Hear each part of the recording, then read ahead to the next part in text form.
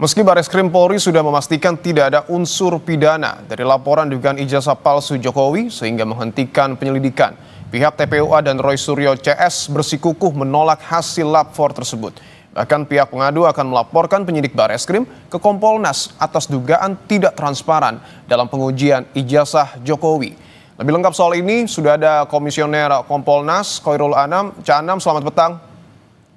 Selamat petang, apa kabar? Siap, alhamdulillah baik. Cak Anam, saya akan langsung tanyakan, apakah Kompolnas saat ini sudah menerima laporan, baik itu dari Roy Suryo CS ataupun TPUA? Sampai kemarin ya, ketika kantor masih buka, kan sekarang libur, itu tidak ada pengaduan, baik datang langsung maupun per surat. Itu yang kami ketahui. Ya, sehingga kami memang menunggu aja, ini kan sudah 1 minggu isunya mau datang ke Kompolnas, mau mengadukan dan lain sebagainya.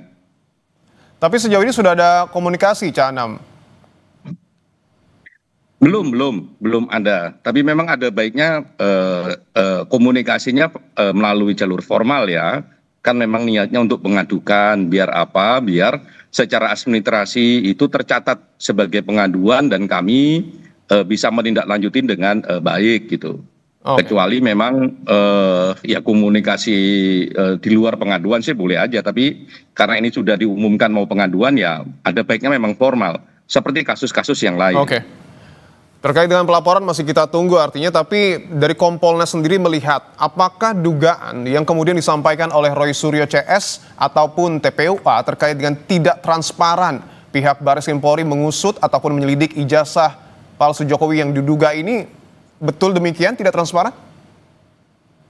Iya, kita belum bisa komentar apapun ya, karena kan kita tidak tahu apa yang akan diadukan oleh rekan-rekan Roy Suryo CS. Tapi kalau melihat misalnya model pengumuman dari Bareskrim mengumumkan penghentian penyelidikannya, saya kira model seperti itu transparan gitu ya. Makanya orang bisa men-challenge substansi proses dan sebagainya, tapi model pengumuman itu lumayan transparan gitu loh. Oleh karenanya kita tidak bisa komentar apapun kecuali memang Pak Roy Suryo dan rekan-rekan mengajukan ke Kompolnas, kita tahu substansinya apa. Apakah di level proses, ataukah di level keterlibatan, ataukah di level yang mana begitu. Soalnya kan ini kan kalau kami pantau di publik ya, karena ini kan sudah masuk ke ranah publik.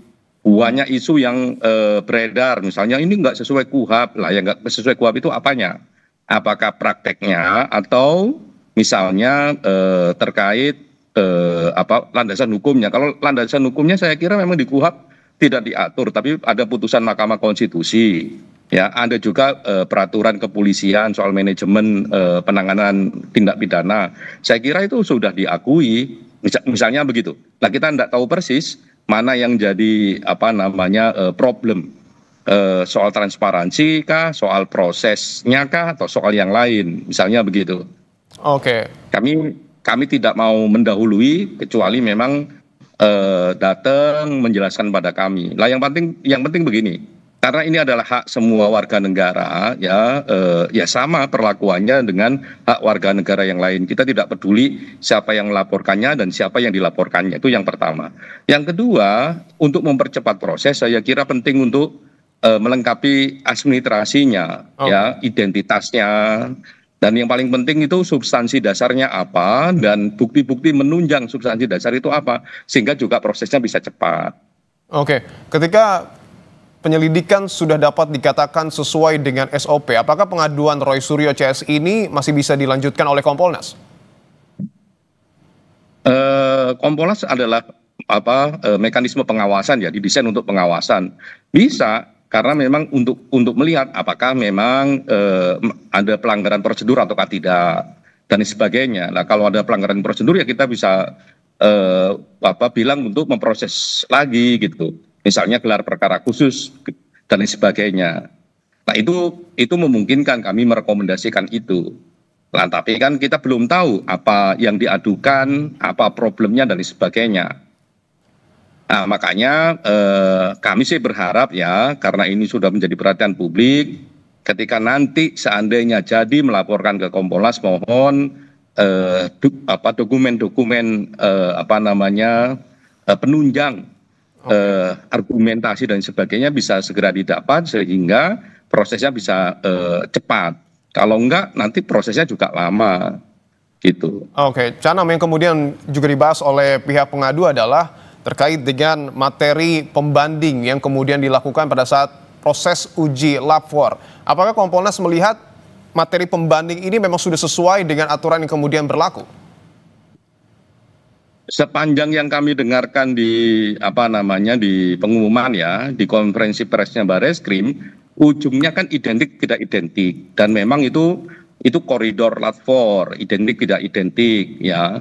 Satu, yang kedua memang semua elemen juga diperiksa, misalnya UGM-nya, lingkungan sekolahnya, proses sekolahnya, termasuk teman-temannya Pak Jokowi yang yang dilaporkan. Nah, soal-soal itu kan sudah gitulah. Di level apa, di proses yang mana yang Pak Roy Suryo dan sebagainya mengatakan ini tidak transparan, kita belum tahu. Kami juga tidak bersikap apakah yang diumumkan oleh Bareskrim itu betul ataukah tidak betul secara substansi baik ataukah tidak baik. Kami juga belum bersikap apapun. Kami tunggu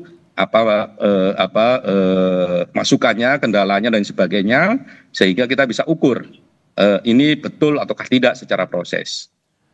Oke, kasus ini mendapat perhatian besar publik, Canam, sampai-sampai lembaga survei indikator membuat survei soal ijazah Jokowi. Apa yang kemudian akan dilakukan Kompolnas dalam hal ini bila perkara ini nanti dibuka kembali agar proses penyelidikannya bisa proporsional? Yang pasti sih kita akan mencoba ya satu mekanisme yang akuntabel dengan prinsip-prinsip kerja yang objektif gitu ya. Objektif itu kan salah satu yang paling penting adalah ya siapapun yang mendapatkan fakta tersebut ya akan melihat dengan cara yang sama, dengan instrumen yang sama. Nah, akuntabilitas juga begitu, mulai dari proses dan sebagainya juga bisa diukur ya. Nah, yang paling sederhana memang sesuai dengan aturan, itu yang paling sederhana. Tapi kan kadang-kadang aturan itu hanya baseline saja, prinsip-prinsip saja. Akan lebih bagus kalau di atas itu, idealnya kayak apa, itu akan kami ukur. Baik, tentu kita akan menunggu pelaporan yang kemudian harus terlebih dahulu dilakukan oleh Roy Suryo CS dan juga pihak TPUA kepada Kompolnas. Terima kasih atas pernyataan Anda, anggota Kompolnas Khairul Anam, atas waktunya. Terima kasih banyak.